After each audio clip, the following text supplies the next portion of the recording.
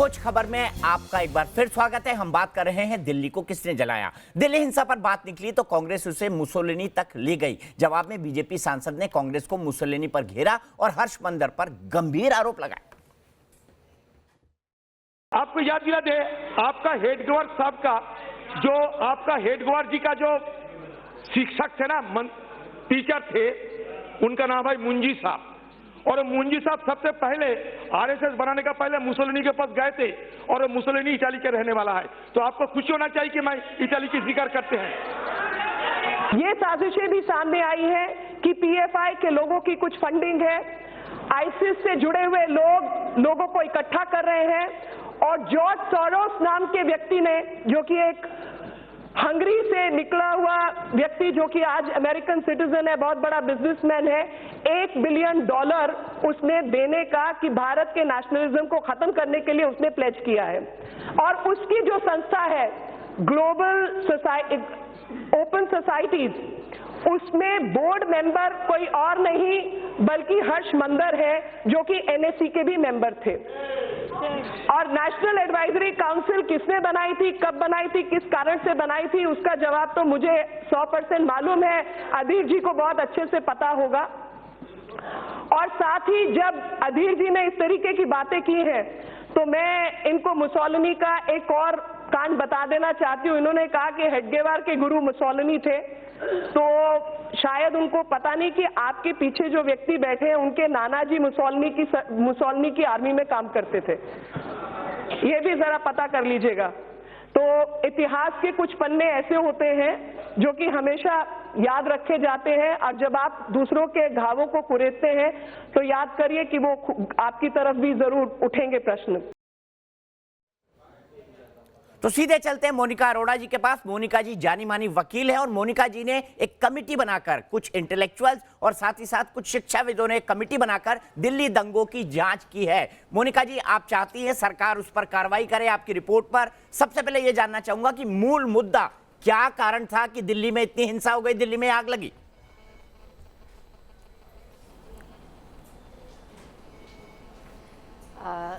दीपक जी, शुक्रिया मुझे समय देने के लिए। मैं सिर्फ 1.5 मिनट में अपनी बात पूरी करना चाहूँगी। जी बिल्कुल। ये हमने रिपोर्ट बनाई है दिल्ली राइट्स के ऊपर, और इस रिपोर्ट को हमने आज होम मिनिस्ट्री में दिया है। हमने रिपोर्ट में फाइंडिंग्स दी हैं और रिकमेंडेशंस दी हैं। हमारी फाइंडिंग्स में हमने कहा है कि ये दंगे जो थे ये स्पॉन्टेनियस नहीं थे, उसी समय नहीं हुए, ये प्री प्लान्ड कॉन्स्पिरेसी थे। दूसरा, हमने कहा है कि मंदिर भी जला है, मस्जिद भी जली है, मजार भी जली है, हिंदू भी मरा है, मुस्लिम भी मरा है, दोनों के यहाँ अनाथ हुए हैं बच्चे, और दोनों की जो बीवियां थी वो विधवा हुई हैं। लेकिन इशू ये है कि दंगे भड़काए किसने? ऐसे कौन लोग हैं जिनको चाहते थे जो कि दंगे हो, हिंदू मुस्लिम दोनों मरे? तो उसका अगर हम लोग कह सकें कि ये टिपिकल शाहीन बाग मॉडल है। मैं क्यों कहती हूँ, मैं इस बात पे आऊंगी।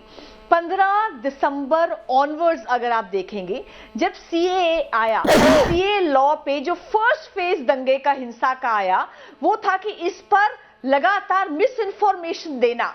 जहां जहां यूनिवर्सिटीज में, कॉलेजेस में इसको भड़काया गया, अग्रेसिव प्रोटेस्ट हुए, वहां पेट्रोल बॉम्ब भी लगाया गया, वहां बसों को भी जलाया गया, स्कूल वाली बसों को भी जलाया गया, पड़ोसी न्यू फ्रेंड्स कॉलोनी में भी एंटर किया गया।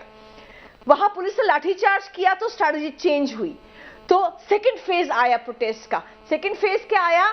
औरतों और बच्चों को आगे कर दो। शाहीन बाग जैसे जो प्रोटेस्ट हैं वो जगह जगह पर बना दो, जगह जगह पे पार्क्स को ऑक्यूपाई कर लो और सड़कों को ऑक्यूपाई कर लो। ये लगातार चलता रहा। जब 1.5-2 महीने भी ऐसा हौसरानी से लेकर, शाहीन बाग से लेकर, मुस्तफाबाद से लेकर और भजनपुरा साइड पर, इन सब जगहों पर ऐसे प्रोटेस्ट साइट्स बने, दिल्ली में और दिल्ली के बाहर भी। वो भी एग्जॉस्ट होने शुरू हो गए। क्यों? क्योंकि लगातार वो लोग बैठे रहे, पर पुलिस ने लाठीचार्ज नहीं किया। वो एक्सपेक्ट कर रहे थे पुलिस लाठीचार्ज करेगी, हिंसा भड़केगी, इसको इंटरनेशनलाइज करेंगे।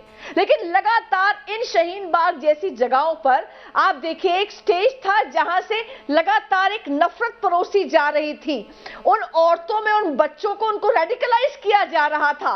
लाउड स्पीकर से आजादी के स्लोगन्स बोले जा रहे थे, जिन्ना वाली आजादी, एंटी मोदी, एंटी शाह, ये सब सब पोर्ट्रे किया जा रहा था, वो भी चलता रहा। तीसरा आया जो फेज आया वो ये आया कि ये सब धरने से उठकर जो लेडीज हैं ये सड़कों पे आ गई, ये मार्केट्स में आ गई, ये स्ट्रीट्स पे आ गई और आसपास के लोगों में घबराहट, एंजाइटी और फियर आना शुरू हो गया कि ऐसे कौन लोग हैं जो हमारी शांति भंग कर रहे हैं। हिंदूज और मुस्लिम्स सबके मनों में ये फियर आना शुरू हो गया जो आसपास के इलाकों में रहते रहे हैं। इसके बाद भी कुछ नहीं हुआ तो जब ट्रंप को आना था 24 और 25 को, ऐसा रहा कि इतनी मेहम क्रिएट कर दी जाए, इतना दंगा क्रिएट कर दिया जाए, इसको इंटरनेशनलाइज कर दिया जाए और हेट इंडिया फोर्सेस दिखाएं कि हिंदुस्तान में माइनॉरिटी सुरक्षित नहीं है, ब्रैड इंडिया को डेंट किया जाए। ठीक है। उसके तहत 22 फरवरी से ये शुरू हुआ है। 24 और 25 की बात केवल नहीं कर रही, मैं आखिरी बात कहूंगी। 22 फरवरी को आधी रात को जो मेरी बहनें वहां धरने पे बैठी हुई थी, वो कई सौ बहनें मेट्रो स्टेशन में आ गई, गेट नंबर 4 जाफराबाद का बंद कर दिया रात के 2 बजे। उसके बाद सुबह 6 बजे जाफराबाद की रोड के ऊपर आ गई और वो जब आई तो इतना बड़ा हुजूम वहां से कट्टरपंथियों का आया जिनके हाथ में पेट्रोल बॉम्ब्स भी थे, स्टिक्स भी थी, सब कुछ थी। एक जगह ये बहनें और कट्टरपंथी और दूसरी जगह पर लोकल्स आने शुरू हो गए कि क्या कर रहे हो, जाफराबाद की रोड को खाली करो। ये करते करते 23 तारीख रात की आ गई और 24 और 25 को दंगे भड़के। इन दंगों की प्लानिंग 1 महीने पहले से हो रखी थी। 1 महीने पहले से आपने कहा। ताहिर हुसैन का घर ले लीजिए, राजधानी स्कूल ले लीजिए, जहां असला था, जहां पर जी मैं आपको यहां पर रोकूंगा, नोमानी साहब को लाऊंगा फिर आपको आर्गुमेंट के लिए। नोमानी साहब, आपने कहा ये गुजरात मॉडल ऑफ राइट्स है, पर यहां तो निकल कर आ रहा है ये Shaheen Bagh model of right है। शाहीन बाग में आपने जो आग लगाई, आपने जिस कानून के बारे में बोला जिसके भारतीय लोगों से कोई लेना देना नहीं, तो ये Shaheen Bagh model of rights हैं दिल्ली वाले। नहीं, ये बिल्कुल इनका बना है जो संघ ने, बीजेपी वालों ने पहले से जिस रास्ते पे जो है इस सारे मामले को देखा है उसी को इन्होंने बना दिया है। कोई ये नहीं है, ये पहले से ये कह रहे हैं कि जो है उपदेश राणा वगैरह जो है या कपिल मिश्रा जो है जो इन्होंने माहौल बनाया उसी से दंगा हुआ है। और जो वो मैं उसके खिलाफ हूँ कि जो रास्ता जो है रोका जाए। मैं आपके यहाँ रास्ता रोकने पे तो झगड़ा शुरू हुआ मौलाना साहब। मैं कहता हूँ पुलिस जाए वहाँ पे और जो है जो पुलिस भारतीय आप बोल रहे मुसलमानों पर अत्याचार हो रहा है, आप बोलने लगते तुरंत। मेरे आश्रम के सामने हो रहा था ये सब कुछ, मैंने अपनी आंखों से देखा है और एक एक चीज की रिकॉर्डिंग है। कैसे लोग गेट के सामने आए, किस प्रकार से लोग वहाँ बैठे रोड पर। कहता हूँ कि ये जो है पुलिस का अथॉरिटी का प्रतिनिधि का काम है और आपका काम है कि किसी भी सड़क पे बैठ जाओ। नहीं, आपकी कोई रिस्पॉन्सिबिलिटी नहीं। पुलिस आपको डंडे मारे तो आपको जामिया में डंडे चल गए थे, आपको दिक्कत हो गई थी, जामिया में अत्याचार हो गया था, जामिया में अत्याचार हो गया था। जाट आंदोलन को भी देखा है ना आपने। वो तो जब आंदोलन चलता है तो वो जो अपनी बात मनवाने के लिए जो है लोगों का ध्यान आकर्षित करने के लिए लोग कुछ करते हैं, लेकिन मैं हिंसा के खिलाफ हूँ। आप हिंसा के खिलाफ हैं जी, लेकिन हिंसा को जिन लोगों ने भड़काया उनके साथ है, नहीं, जिन लोगों के चलते ये हिंसा भड़की उनके साथ है, सीएए के विरोध में है, जबकि उसका भारतीय लोगों से कोई लेना देना नहीं। जो भी हिंसा में संलिप्त है दंडित कीजिए। ठीक है मोनिका जी, आप पर आरोप है कि आपने बीजेपी और आरएसएस की लिखी लिखाई स्क्रिप्ट बोल दी, लेकिन मौलाना साहब बोल रहे गुस्से में लोग सड़क पर बैठ जाते हैं। क्या सड़क पर बैठना, क्या सड़क पर रोकना, ये क्या एक नागरिक का फंडामेंटल राइट है? मुझे ऐसा लग रहा है कि शाहीन बाग के बाद ये फंडामेंटल राइट बन गया है। हमेशा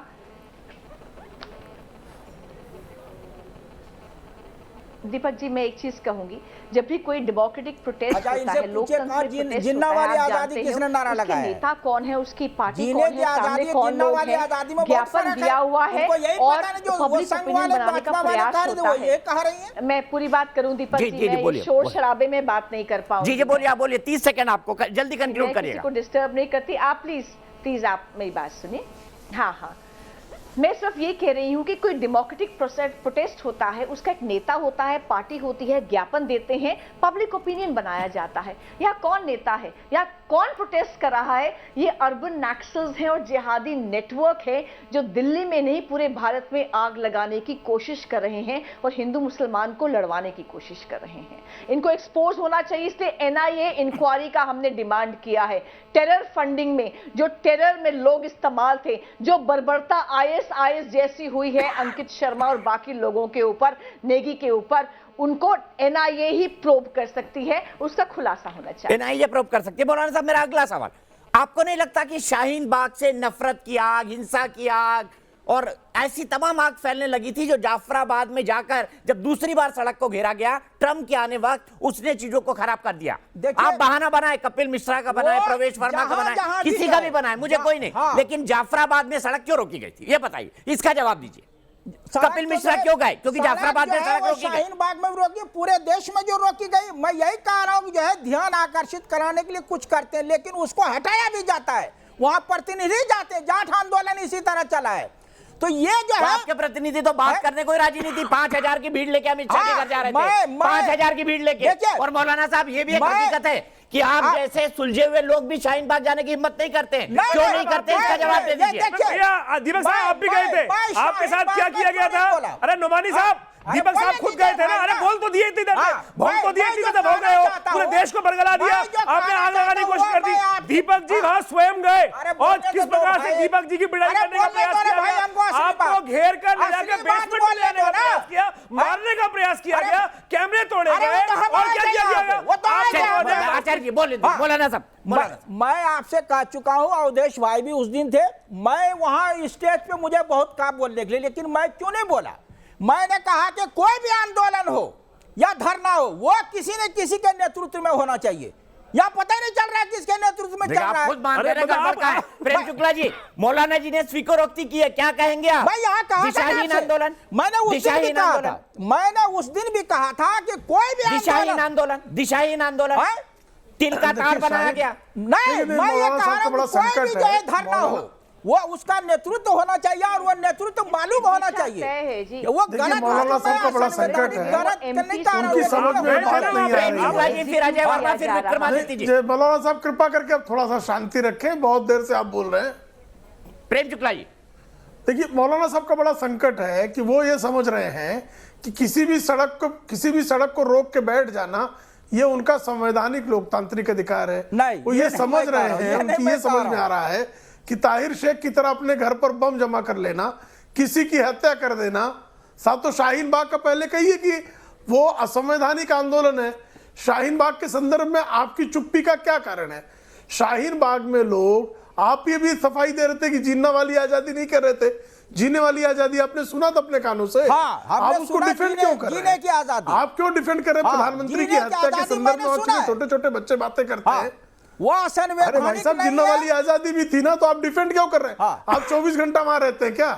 आपका डिफेंस बता रहा है कि आपके दिल में जिन्ना है, और आपके मुंह पर जो है मौलाना आजाद का अपना लेते हैं आप लोग। आपके साथ संकट ये है ना कि आप कहते हैं कि जिन्ना आपके दिल में बैठा हुआ है, जिन्ना आपके दिल में बैठा हुआ है, ओसामा आपकी शक्ल पे बैठा हुआ है। ये आपकी जो हरकतें हैं, आप लोग जो छल और लोगों को छलने का जो आपने बड़ी बात कही, आपको हिंदुओं का गुलाम बना दिया जिन्ना। ये आपके शब्द हैं। ये जिन्होंने कहा था, जिन्होंने हमारे बाप दादा को कहा था कि ये हिंदुओं के जो है गुलाम है, ये इसीलिए जो है वो हमारा साथ नहीं दे रहे हैं। इनके मन में जो बातें हैं, हमारे मन में भारत है। संकट यही है, आपके जो है ताहिर शेख के खिलाफ बोलने में और सावरकर ने जिन्ना का साथ दिया, तो उनकी सरकार में शामिल हुए थे। हमें विरोधी आज भी विरोधी नहीं बोलोगे, ये सब आपके आइडल लगते हैं।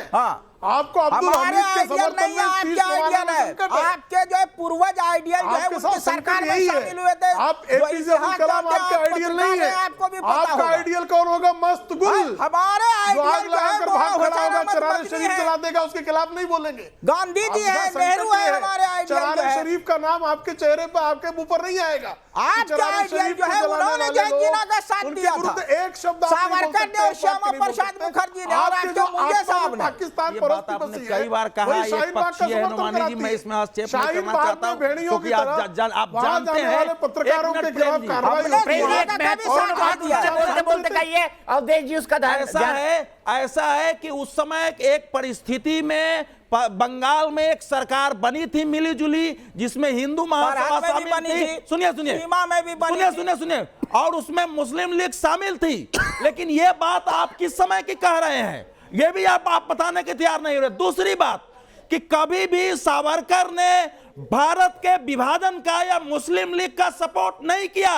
सावरकर ने पूरी जिंदगी विभाजन का विरोध किया, आप अच्छी तरह जानते हैं। विरोध सावरकर का जो दो राष्ट्र है, आप ये भी जानते हैं कि सावरकर का जो दो राष्ट्र है, तो नहीं दो राष्ट्र है, वो दो संस्कृति की बात है, वो दो नेशन स्टेट नहीं है। आप ये भी जानते हैं कि वो दो नेशन स्टेट नहीं है। सावरकर ने कहा कि हिंदू और सुन लीजिए, आप आधा आधा सच बोलते हैं। सावरकर ने कहा कि हिंदू और मुसलमान दो राष्ट्र है, इसलिए कि ये दो संस्कृति है, लेकिन दोनों एक साथ नहीं दोनों एक साथ रह सकते हैं। आप अगली पंक्ति भूल रहे हैं। सावरकर ने कहा कि दोनों एक साथ रह सकते हैं और पहले भी रहे हैं। जिन्ना ने कहा कि नहीं रह सकते हैं, तो इसलिए सावरकर और जिन्ना का भेद करिए और आप मैं आगे बढ़ता हूँ, दिल्ली हिंसा पर आता हूँ। अजय वर्मा जी, मेरा सीधा सवाल, जिन्ना के साथ थे नोमानी जी, इस पे हम फिर बहस कर लेंगे। नोमानी जी फिर बहस कर लेंगे। अजय वर्मा जी, मेरा सीधा सवाल है, आप लोग ये मानने से क्यों हिचकते हैं कि शाहीन बाग ने ही दिल्ली दंगों की शुरुआत की थी? शाहीन बाग की वो सोच है जिसने दिल्ली को और देश को जला दिया। अजय वर्मा जी, मौलाना साहब आपने अपना वक्त लिया, अजय वर्मा जी को बोलने दीजिए। दीपक जी, ये आप पूरे दीपक जी ये पूरे देश को पता है कि दंगों से किसे फायदा होता है, और दिल्ली जैसे इसमें जब आप जो है ये दंगे होंगे, हमने तो कड़ी भर्त्सना की थी कि जांच करा के दोषियों के खिलाफ कार्रवाई की जाए, लेकिन चूंकि सरकार केवल फेस सेविंग में लग रही है, दंगों से नुकसान किसको होता है? आम आदमी को होता है। ये हिंदू मुस्लिम सिख ईसाई का देश है, भारत का लोकतंत्र खतरे में है, और यहाँ पर सबको साथ और समानता का साथ रहने और जीने का अधिकार है। हम ये चाहते हैं कि ये दंगे कभी रिपीट ना हो। आप तुलनात्मक अध्ययन आज गृह मंत्री कर रहे थे संसद में कि 76%, अरे भाई 70 साल की तुलना आप 6 साल में कर लीजिए। 6 साल में आपके सर्टिफिकेट कितने इस सरकार को मिले हैं दंगों के मामले में, और कितने महंगा। हम तो ये चाहते हैं कि इस देश में रोजगार बढ़े। अगर आपके दंगे बढ़ेंगे तो कोई विदेशी यहाँ पर इन्वेस्ट करने नहीं आएगा। आप दूसरी लाइन पे जा रहे हैं, आप मेरे सवाल का जवाब नहीं दे रहे। मैं मोनिका जी के पास चलूंगा। मोनिका जी, आपने एनआईए से जांच की बात कही है, आप मानती हैं कि शाहीन बाग से शुरुआत? मैं आपके बात का जवाब दे रहा हूं। शाहीन बाग तो एक छोटी सी रोड थी, आप कश्मीर को 6 महीने बंधक बना सकते हैं। कहां पहुंच गए? और फिर आप शाहीन बाग जैसी क्यों नहीं खुलवाई आपने? भाई सब शाहीन बाग दिल्ली पुलिस किसके अंडर थी? गृह मंत्रालय के मोनिका अंडर जी, थी। तो शाहीन बाग की रोड खुलवाने का काम भी तो गृह मंत्रालय का और दिल्ली पुलिस का। शाहीन बाग की रोड रुकवाना चाहिए, जाफराबाद की रोड रुकी। क्या आपको नहीं लगता कि पुलिस वालों को शाहीन बाग भी खोलना था और जाफराबाद भी खोलना था, मुस्तफाबाद भी खोलना था? पुलिस वालों की कोताही को आपने इस रिपोर्ट में क्यों नहीं शामिल किया है? क्या कारण था कि शाहीन बाग ने पूरे देश को बंधक बना लिया? उसका कोई सॉल्यूशन आपने क्यों नहीं दिया इस रिपोर्ट में?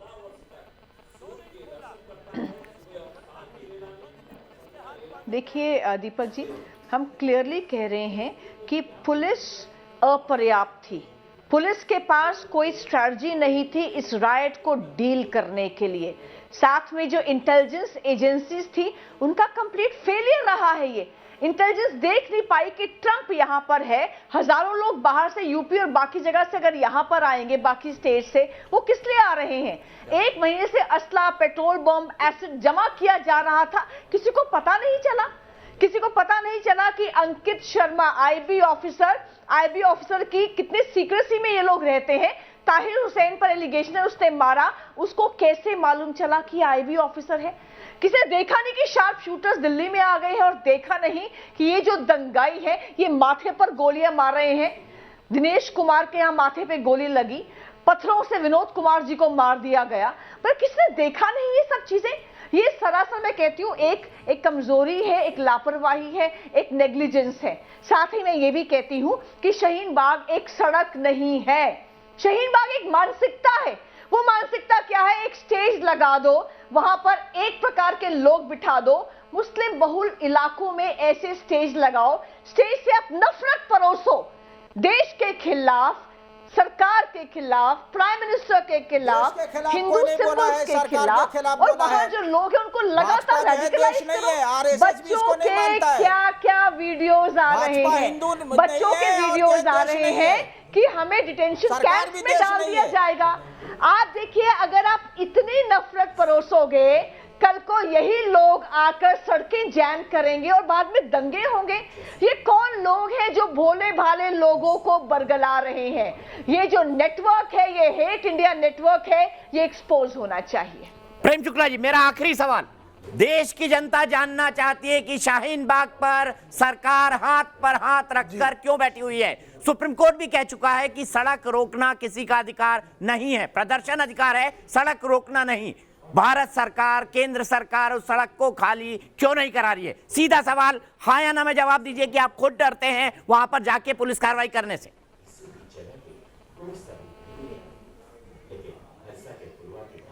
देखिए, सरकार संयम का पालन कर रही है और उसका लाभ जो है उपद्रवी दंगे फैलाने में करते हैं। यह अत्यंत दुर्भाग्यपूर्ण है। दंगाइयों के खिलाफ सख्त कार्रवाई, दंगाइयों को प्रायोजित करने वालों के खिलाफ सख्त कार्रवाई, और जो शाहीन बाग के पीएफआई जैसे प्रायोजक हैं वो सारे कार्रवाई की जद में आएंगे। जो लोग शाहीन बाग में आज जनता का नुकसान कर रहे हैं वो सारे दंड भरने के पात्र होंगे। ये शाहीन बाग के लोगों को नोट करके रखना चाहिए। मैं बड़े दुर्भाग्य से ये बात कह रहा हूं कि आप अभी भी शाहीन बाग को खाली कराने की कोई बात नहीं कर रहे हैं, और ये बड़ी आश्चर्यजनक है कि जिस शाहीन बाग ने दिल्ली को जला दिया, देश को जला दिया, देश में नफरत फैला दी, देश में दो समुदायों को बांट दिया, उसके बारे में सरकार के पास आज तक कोई सॉल्यूशन नहीं है। मेरे ख्याल से इस पे गंभीरता से सरकार को सोचना चाहिए प्रेम शुक्ला जी, और अब वक्त आ गया है कि आप शाहीन बाग पर कार्रवाई करें, वरना इस तरह के शाहीन बाग जब देश भर में बनने लगेंगे तो मेरे ख्याल से जिस तरह से दिल्ली के दंगे नहीं संभले वैसे देश में भी दंगे संभालना मुश्किल हो जाएगा। हमारी इस खास बहस में आज के लिए इतना ही, लेकिन न्यूज नेशन एक ऐसा चैनल है जहां पर खबरों का सिलसिला कभी नहीं थमता।